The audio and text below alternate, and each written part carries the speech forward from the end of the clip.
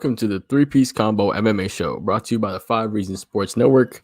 And on today's episode, we are going to take one look back at the crazy McGregor fight that we just had versus Dustin Poirier, obviously in the first round. Taking a look at some of the stats here. Dustin Poirier was just laying it out. Dustin Poirier came out. He landed the better strikes.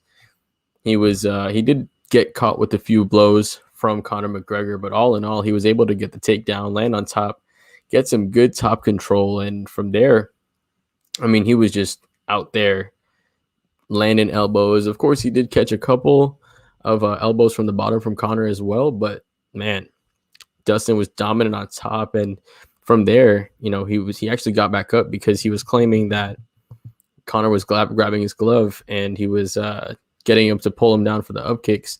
Conor got up, he swung, he missed, and then the ankle gets broke from there, which is crazy. So crazy ending to the fight. I mean, Dustin was, definitely destroying him. That was a 10-8 round before that happened anyways.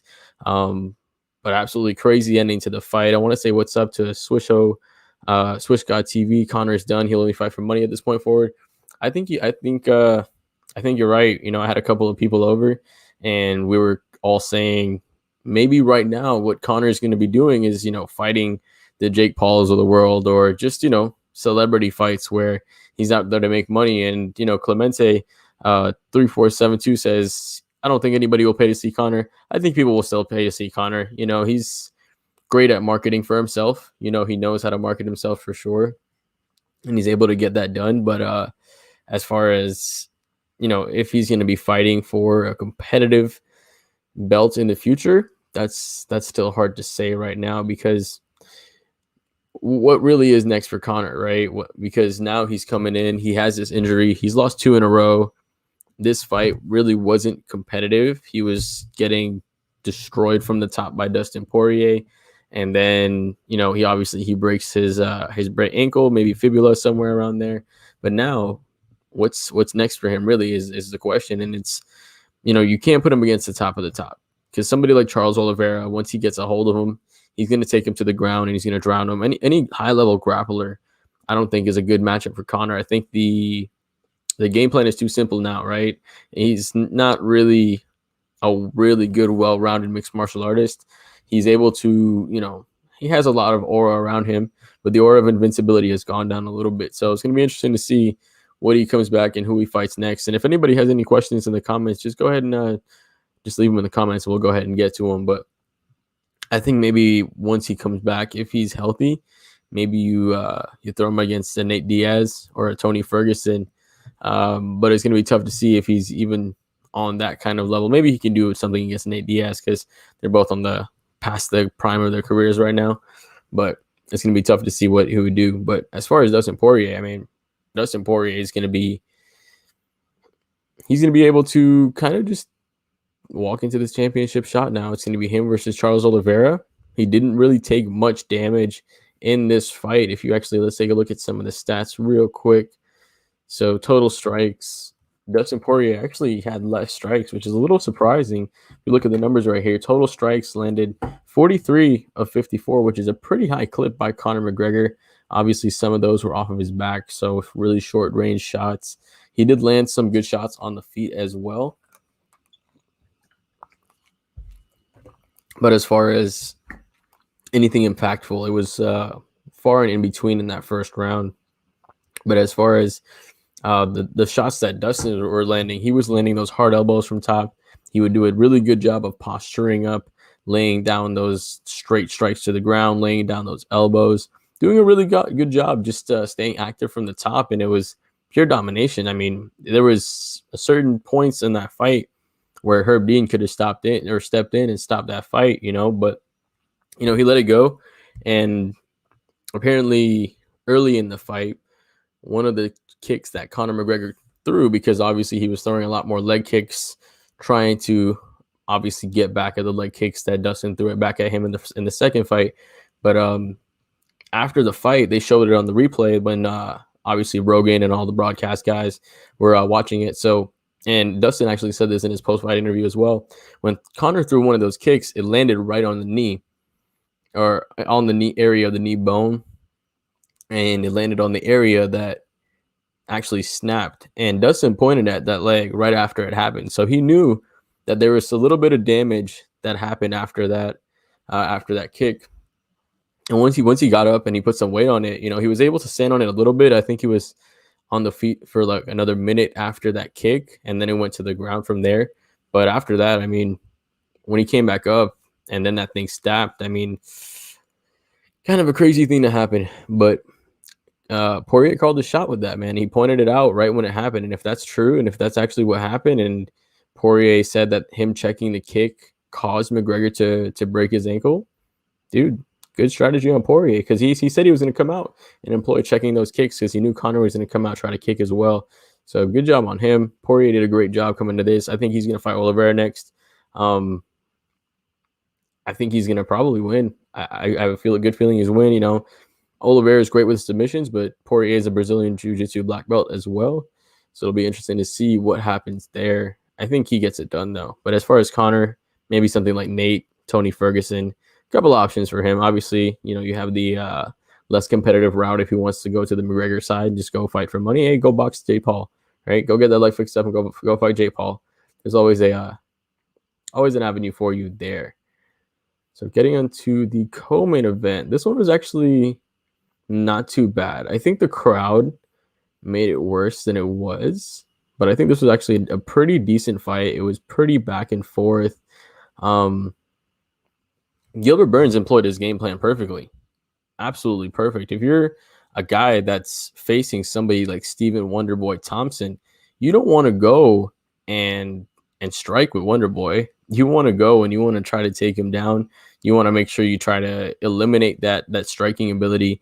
And that's what Gilbert Burns did, right? Gilbert Burns came in and he employed the tactics of just getting close, doing enough damage from far, closing distance, and grabbing hold of that single leg and taking him down. And he did it all 3 rounds. He was able to get 3 takedowns. Take a look. Yeah, 3 takedowns, which I think was a personal best for him. 3 takedowns, 7 minutes of ground control, which was phenomenal. 10 of 10 on the leg kicks, 17 of 29 for the head kicks. Definitely outlanded him 101-29. There was a great moment, I think, at the end of the first or end of the second round, where they had a 50-50 position and they were just wailing on each other and going right at each other's head. And that was just phenomenal to see. Absolutely hilarious. It was great. I mean, these are two nice guys going right back at it. So that was fun. As far as who's next for Stephen Thompson, let's take a look at the rankings real quick and see where we can go from here. Or let's take a look at Gilbert Burns first, because he's definitely now one fight away from fighting from Usman, right? Because there's no way that this guy goes down and he fights Wonderboy Thompson, which is probably one of the harder fights in the division, and not have to be able to go close to fighting for the belt next, because now he's in a position where he's, one fight away potentially from fighting for the belt. So the question is, who is that matchup for him right now? And I think the matchup for him, if Leon Edwards doesn't want to wait, you can throw Leon Edwards and Gilbert Burns together, because that's definitely a true number 1 contender fight. Obviously, Dana White wants Colby Covington and Kamaru Usman to fight again, which makes sense. Not sure if Colby Covington completely earned that shot yet, but it definitely makes a little bit of sense given how the first fight was and then how everybody else has gotten smacked by Kamaru Usman. But Gilbert Burns actually called out Nate Diaz. He called out Jorge Masvidal. Masvidal was in the crowd. He looked quite hip to it. He wouldn't mind taking that fight against Gilbert Burns, because if he knocks out Gilbert Burns, he's right back in the title picture, right? I mean, obviously you probably don't run that back, but you knock out a couple people in a row, you can't deny the man. It would be interesting to see where he goes from there. Gilbert Burns getting that win. Good job for Gilbert Burns. But as far as Stephen Wonderboy Thompson, he was supposed to be the guy, in my opinion, who should have been fighting Usman for the belt, right? Because this is someone who hasn't had the shot against Usman yet. Usman's ran to the division now.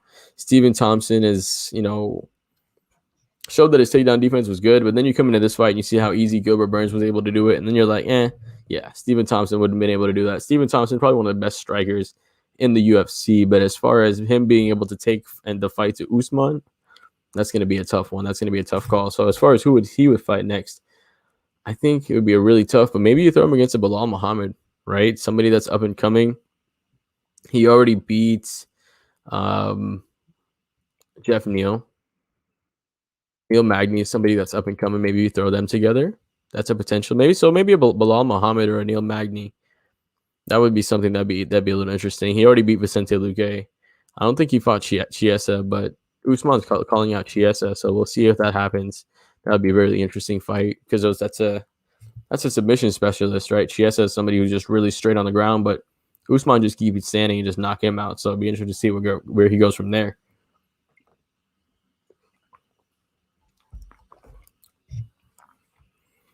With some pretty decent fights on the card. I think we had the first three fights were knockouts. Greg Hardy versus Tai Tuivasa. That was quite a pretty funny fight. I mean, Tai Tuivasa getting the knockout after Greg Hardy actually hurts him, which was pretty insane because Greg Hardy hit him pretty hard, and Tai Tuivasa backed up, cocked that punch back, and knocked Greg Hardy the fuck out. He just knocked him out. It was out cold. And man, after he knocked him out, it was scenes with the shoey. Cause man, he loves his shoey. But that knockout versus Greg Hardy was absolutely nuts. I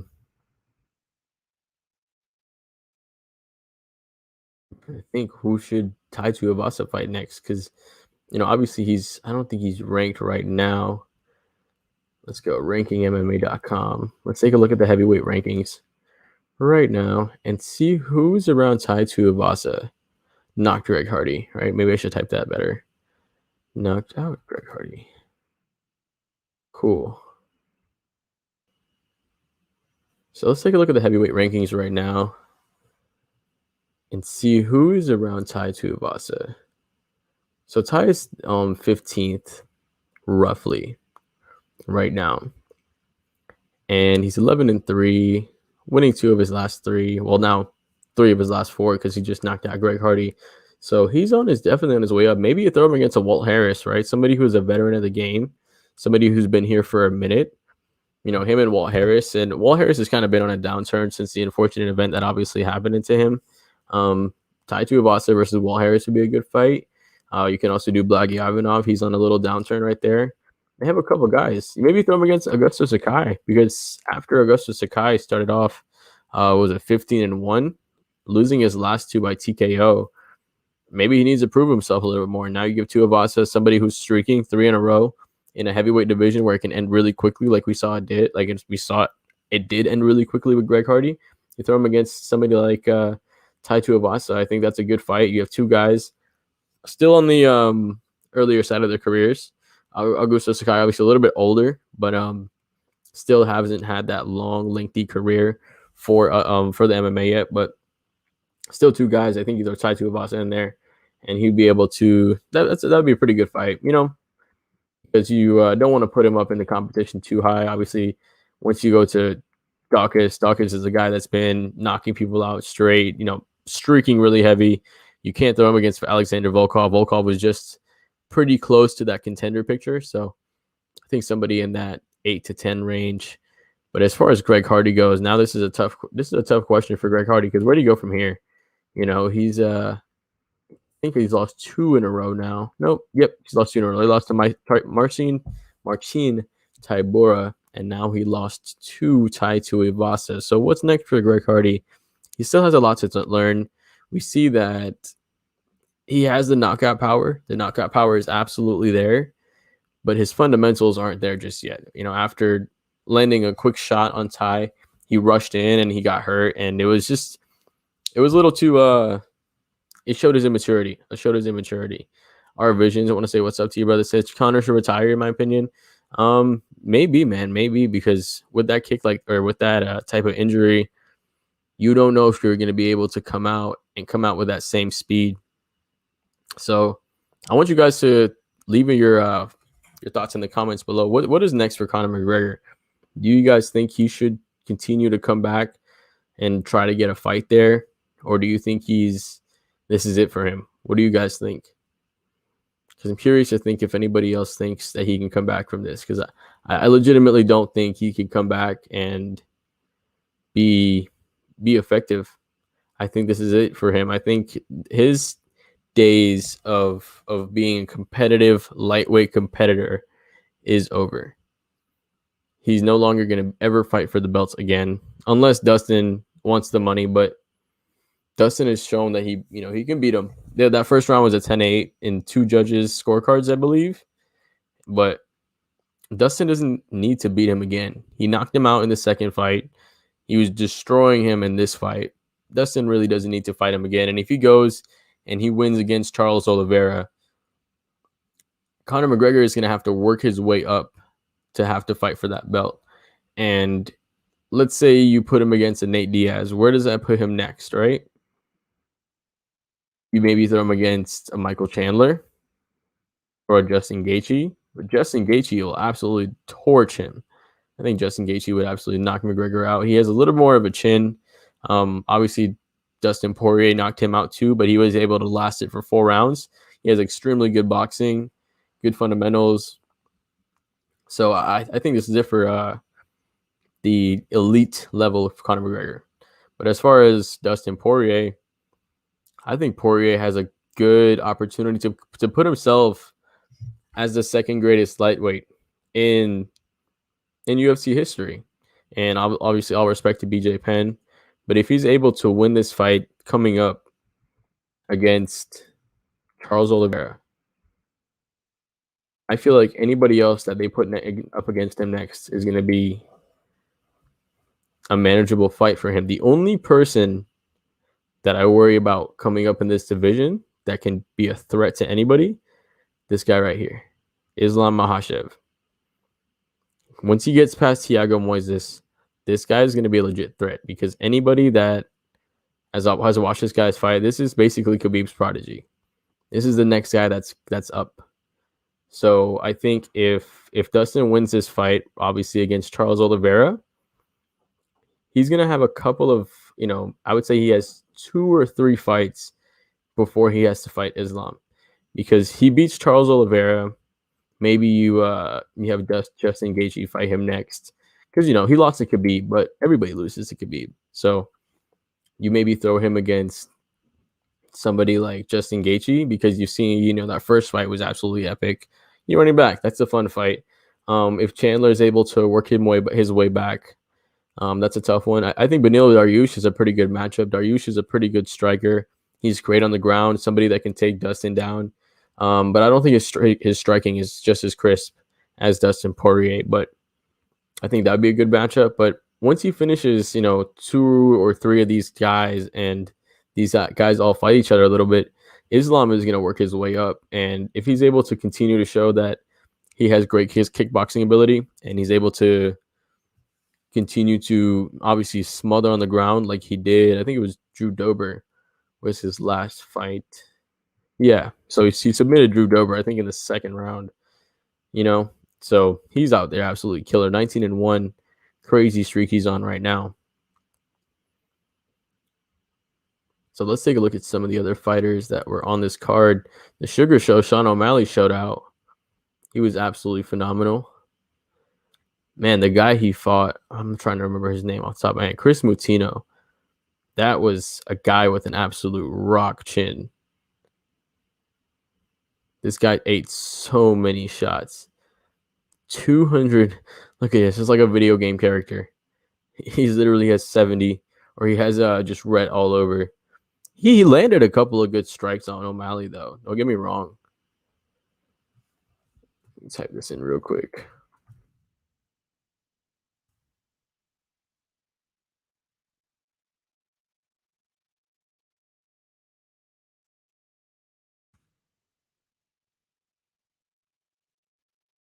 Yeah, so Sean O'Malley came out, and then after he finished his fight, he called out Cody Garbrandt. He called out, who else he called out? Dominic Cruz. He called out Rob Font. Couple of good matchups there. What do I think she should fight next? It would be interesting to see. I would like the Cody Garbrandt matchup. I knew he was going to call him out because Garbrandt was, I think talking some shit about Cody Garbrandt or about Sean O'Malley. So Sean O'Malley versus Cody Garbrandt would be an absolutely fun fight. Cody Garbrandt has really good boxing, but Rob Font kind of exposed him a little bit. I'm not sure if we see the same Cody Garbrandt that's been championship level at this point. I think Sean O'Malley, obviously, he's fighting somebody that's an absolute newcomer in Kris Moutinho. But what he did tonight was absolutely nuts. He was dribbling the ball in between his legs as he was fighting this guy, landing shot after shot, whenever he wanted to. What was his percentage? 230 over 318. I'm going to pull up the handy dandy calculator. 230, 318. 72%. That's an absolutely phenomenal strike rate. He was striking at 72%. He was at like 80 almost towards the end of the round, but I think he missed a couple of shots towards the end. But he was almost at 80% strike rate the entire time. He got a knockdown at the end of the first round. He would have finished a choke if it wasn't for the buzzer. Obviously, the buzzer saved him, right? Coming from a guy that loves to play basketball. 177 head strikes. Couple of interesting things happened in this fight, right? The ending was kind of strange. Do you guys think that stoppage was early? I don't think it was an early stoppage. I really don't think it was an early stoppage. I think it was good. I mean, you want this guy to maybe go on his shield, and maybe, you want to see him make it to the cards, and you want O'Malley to land that crazy knockout punch. But you don't want this guy to sacrifice the rest of his career, because if he goes out cold in the next 30 seconds, that's going to cut off a year or two off the longevity of his career. So I don't think it was an early stoppage. I think Herb saw enough. I think he was able to see that, hey, he's not going to be able to fight back. It's, of course, there's that one shot knockout opportunity, but they're also at 135. So that shot landing isn't going to be quite as likely as it happening in another division, maybe a higher weight class. But I don't think the stoppage was early. I think it was pretty good. I think it was decent. Sean O'Malley just absolutely showed out on this. I think this was fight of the night. I think that the stoppage made a lot of people upset because from an entertainment perspective, you want to see the fight get finished, or you want to see the guy going on a shield. You want to have, have that happen. What's up, James, saying their corner won. Pizza Dominguez saying Moutinho, the Brazilian zombie. Absolutely, man. We have the Korean zombie. Now we have the Brazilian zombie. This guy, if he did nothing else tonight, he won himself a lot of fans.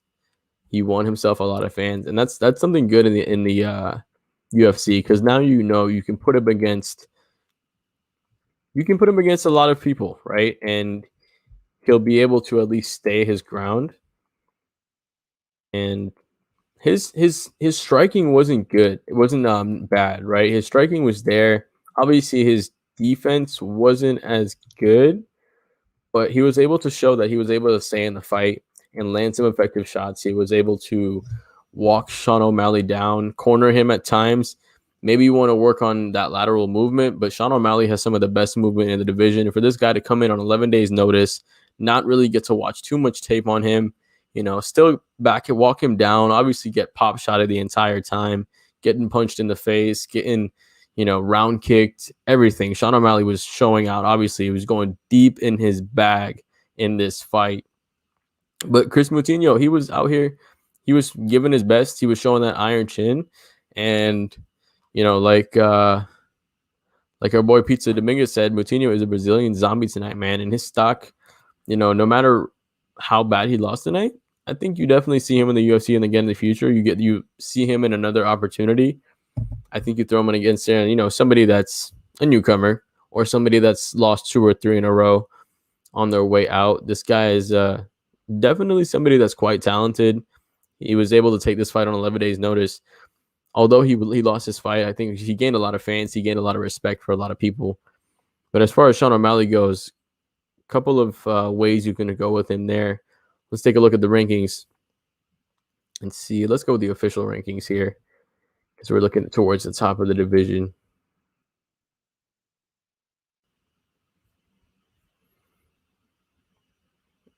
Obviously, we have Aljamain Sterling as the champion right now.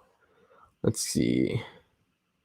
Is Sean O'Malley not ranked? Oh, he isn't ranked. That's very interesting. Okay, so let's say, well, he should be ranked. You can put him against Marlon, maybe Jimmy Rivera. That would be a good fight. But Cody Garbrandt, you got to put him against somebody that's good now. Who is he supposed to fight initially? I'm drawing a blank. Oh, I think it was. Let's take a look at it. You can see who he was going to fight. I'm drawing a blank on it right now.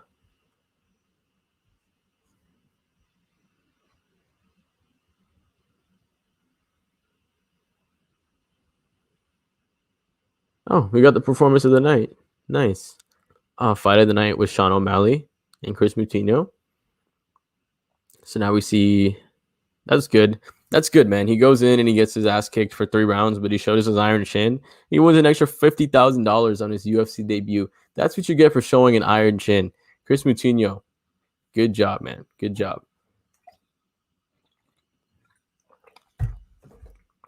You had to give Tai Tuivasa that performance of the night award. That knockout was crazy.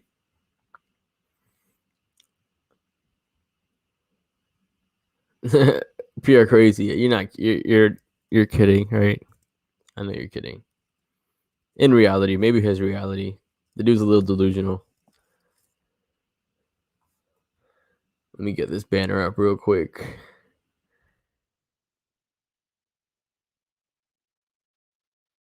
Cool.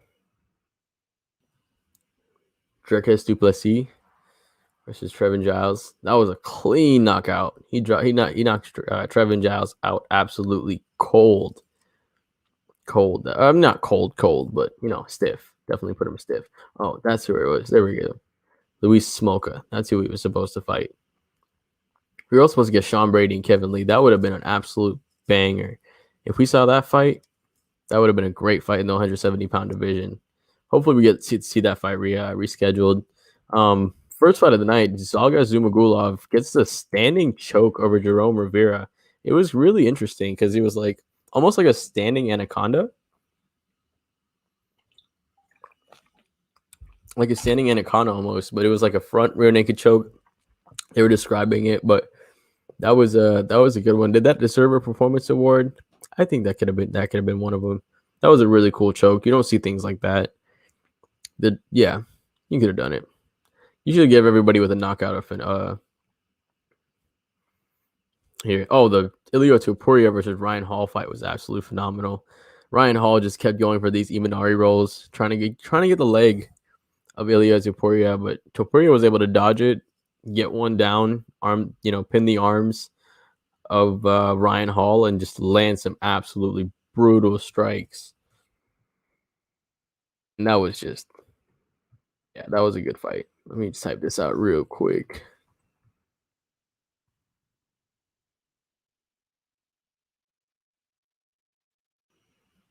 Why is because he gets a title fight if Dustin wins the champion.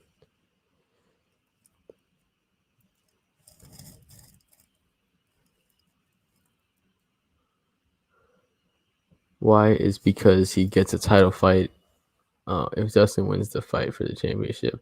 Oh no, I don't think Conor gets a title fight out if Dustin wins the championship. I don't think you can, in such a stacked division where you have guys like Justin Gaethje, Beneil Dariush,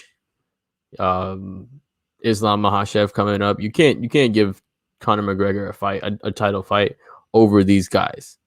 Like you really can't at this point, especially since the rubber match was more to figure out who is the better fighter. Obviously, the winner would have get a title shot, but there's no way Conor's going to get a title shot now after losing this fight again, right? He lost this fight the first time. Okay, you do it again to see who, that fight should have been a title fight in the first place.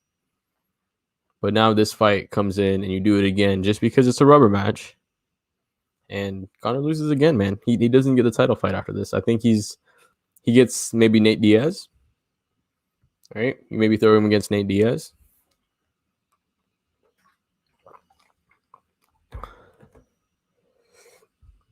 after 1 to 3 years. Maybe if he wins some fights. I think if he wins some fights, but you can't have him jump these other guys right now. I think there's too many other contenders right now. Justin Gaethje, his last loss was to Khabib. Justin Gaethje is still there. If Oliveira loses, he'll be number one contender. 1 to 3 years of resting. What's going on, Alex? How you doing, brother? Be interesting to see. I mean, 1 to 3 years of resting. I don't. If he's inactive, let's say he doesn't fight again for 3 years, right? After this, he goes out, he rehabs the leg, and he comes back 3 years later.